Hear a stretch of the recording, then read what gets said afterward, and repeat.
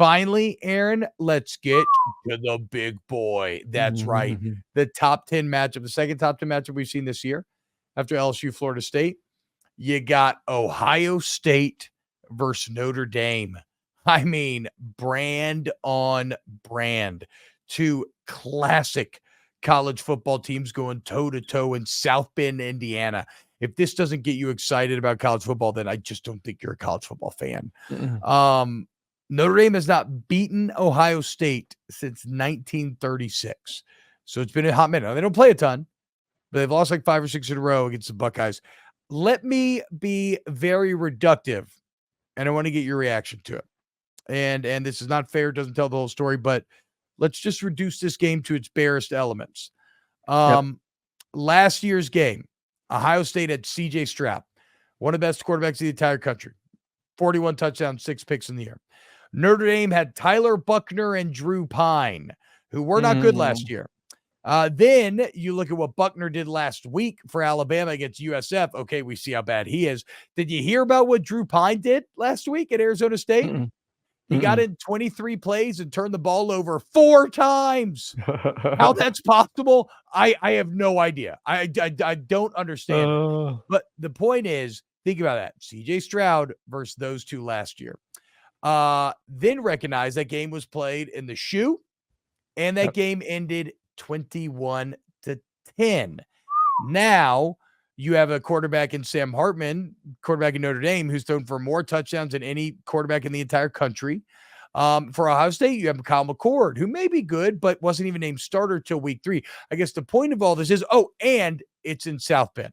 So the point of all this is a lot of elements remain the same, except for the most important ones, the quarterbacks. And it's vastly in Notre Dame's favor going into this game. So I don't know, Aaron, is that a bad way? Is it reductive? Yes. But is that like an ill way to read this game? No. So it's funny because you and I brought this up early in the week. I said, you go back and look at the stats from last year's game and first game of the season, but you look at it and you're like, yeah, it's 21-10. But then you go to the box score and like, okay, CJ was 24-34, 223, 2 touchdowns. They rushed for 172 yards. Like, yeah, they dominated the time of possession. They took care of the football. Like, what went wrong? And I rewatched last year's game this morning, and Notre Dame didn't give up explosive plays. Like, you think Ohio State with those receivers going against Notre Dame, like, oh, there must be explosive plays and go balls and post routes and, tunnel screens that blow up for like 20, 30 yards. And that wasn't the case. Like, Notre Dame made Ohio State earn it the entire game. And then I also forgot this too. Notre Dame was winning 10-3 midway through the third quarter, or 10-7 midway through the third quarter. And that's when CJ Stroud, I don't remember if you remember this, they had that all-out cover zero. I remember. Yeah, he kind of faded away and threw a beautiful throw. Like, that was like their biggest play of the game versus a cover zero blitz. And other than that, Notre Dame kept them in check. So, like, I'm kind of with you. And you had CJ and Emeka and Marvin last year. Travion played in last year's game too. Yep. And you could only score 21 points and you were kind of left in check. And I think Notre Dame's defense is better this year. Yeah, they're really good against NC State. They look really good versus NC State. They're at home. And Ohio State's offense is not better than it was last year. No. So, like, I was pro Ohio State to start the week until I saw that game. And now my belief is, wow, Notre Dame defensively does have the athletes that can match up with Ohio State's offense with a much lesser quarterback. And so, okay, so we're in agreement then. I think Notre Dame wins this game. I do. What do you find as the biggest, and we'll play this for both sides. What do you find as the biggest potential problem for Notre Dame? Giving up explosives. I think that's the thing. I think with a young quarterback who's making his real first legit road start, like Indiana, I'm not really considering. Like, that was like a little teaser. Like, this is primetime football against a top 10 team, a better defense, and one of the most historic stadiums in America. Like, this tests your manhood a little bit. So, like, to me, you can't let him get comfortable by giving up explosive plays. Like, let him mess up. At some point, you let an inexperienced quarterback against an elite defense mess up. You can't give him confidence by trying to think you can go man on man on the outside, single high safety, and giving up an explosive play to Marvin Harrison Jr. And all of a sudden that quarterback starts thinking, hey, I can do this. Like, you got to keep that doubt in his mind. So I would say, I mean, I agree, absolutely right. I think that's one of them. I would also say, can these Notre Dame receivers find success against very good Ohio State secondary? Because again, Aaron, one thing I've learned from you on this show and really started to appreciate and watch closer is just how much, what a big difference weapons can make when it comes to making it easy on your quarterback. And, if we come out of this other side and Sam Hartman plays okay or not that well, we're just going to shit on Sam Hartman. I get that. That's fine. But I bet you when we dive into the tape, we'll see the receivers were blanketed and he didn't have a lot of places to go with the ball. I forgot what the over under was, but this is going to be a low scoring football game. Yeah, I kind of feel that too. I feel that as well. Because Ohio State defensively is really good. Yeah. Like really, really, really, really good. Like on all three levels, good.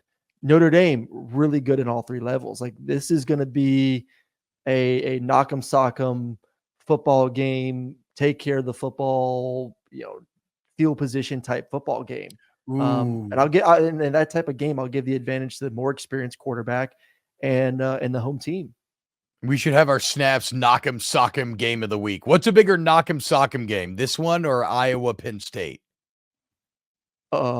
This one, because Penn State's still going to just Iowa may not cross the 50 in that football game.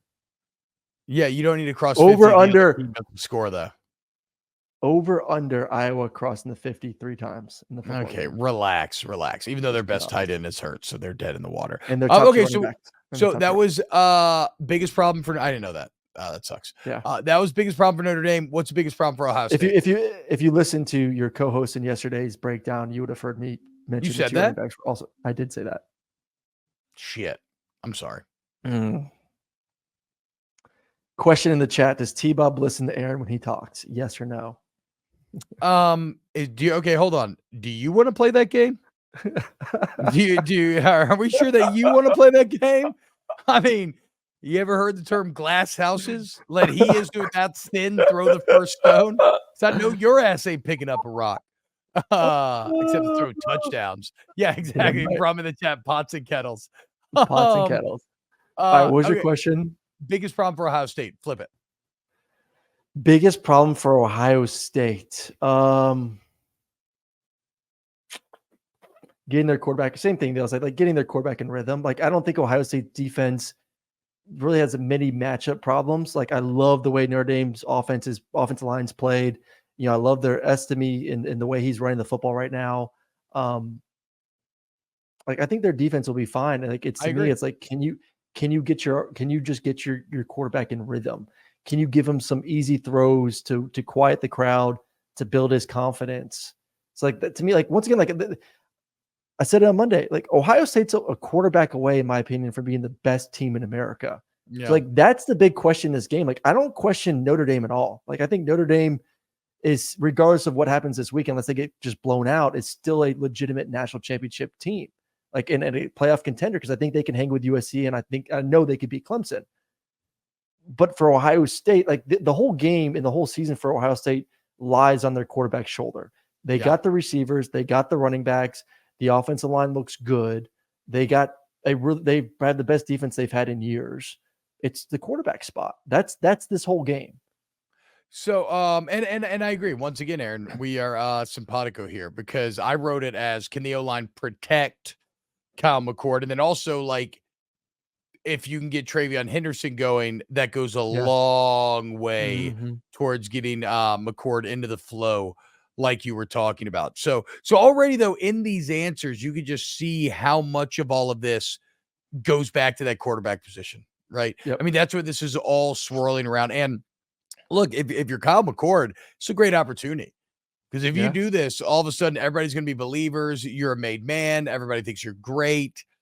But great opportunity generally cuts both ways, because if you don't do this and it goes poorly, everybody's going to zero in on you. What's it feel like as a quarterback, Aaron, when you lose a big game and everybody's just like, because I've lost big games, but ain't nobody talking shit about the center.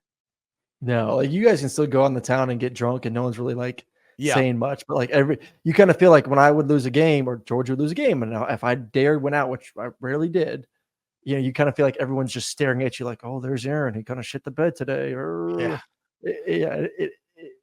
not a good feeling. Especially for Ohio State because of what that position has meant for the past 8 years.